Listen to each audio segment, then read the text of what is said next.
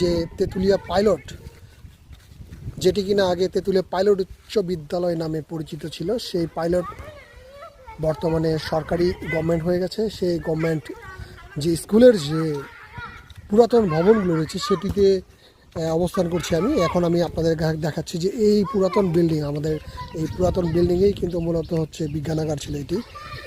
আর এই এই এই পাশের রুমগুলোতে আমাদের হচ্ছে ক্লাস 6 থেকে 10 পর্যন্ত ক্লাস হতো। আর এই যে রুমটা আপনাদেরকে যেটা দেখাচ্ছি, এখানে আমাদের যারা শ্রদ্ধেয় শিক্ষকরা রয়েছেন তারা কিন্তু এখানেই তারা বসতেন, এখানে মূলত তারা বসতেন এই রুমটাতেই।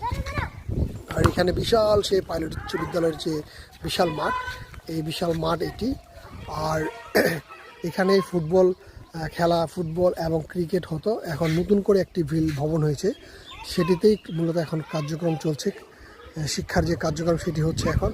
আর এই পুরাতন ভবনে আপাতত ক্লাস হচ্ছে না বা শিক্ষক মণ্ডলীরা এখানে বসেন না। আর এখানেই মূলত যারা ছোট কচি কাঁচা রয়েছে তারা কিন্তু এখানে ফুটবল খেলায় ব্যস্ত রয়েছে, এই ফুটবল খেলা খেলছে তারা। তো একসময় আমাদের এই শৈশব কেটেছে এই স্কুলে। এই স্কুলের মূলত যে পুরাতন যে বিল্ডিং ভবনগুলো রয়েছে সেই ভবনে কিন্তু আমরা একসময় এখানে ক্লাস করতাম এবং এখানে খেলাধুলা করে আমরা বড় হয়েছি। এবং এই যে আম গাছগুলো রয়েছে, এক দর্শনীয় সেই আম গাছগুলো কিন্তু এখনও রয়ে গেছে এখানে। আমাদের ওই যে টিন শেডের যে বিল্ডিং ভবনগুলো রয়েছে এগুলো মূলত পুরাতন যে ভবনগুলো রয়েছে সেগুলো ভোকেশনাল, এসএসসি যে ভোকেশনাল পর্যন্ত রয়েছে সেইটির এগুলো রুম ব্যবহার হতো।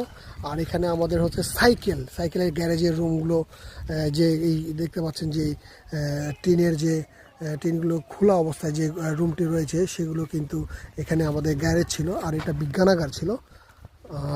তো এখান থেকেই মূলত আমরা আমাদের কৈশোর আমাদের এখানেই কেটেছে। এখন কচি কাঁচা যারা ছোট ছেলেরা রয়েছে তারা মূলত এখানে ফুটবল ম্যাচ খেলছেন। দারুণ একটা সুন্দর একটা আমরা এখানকার যে ভিউ সেটি রয়েছে।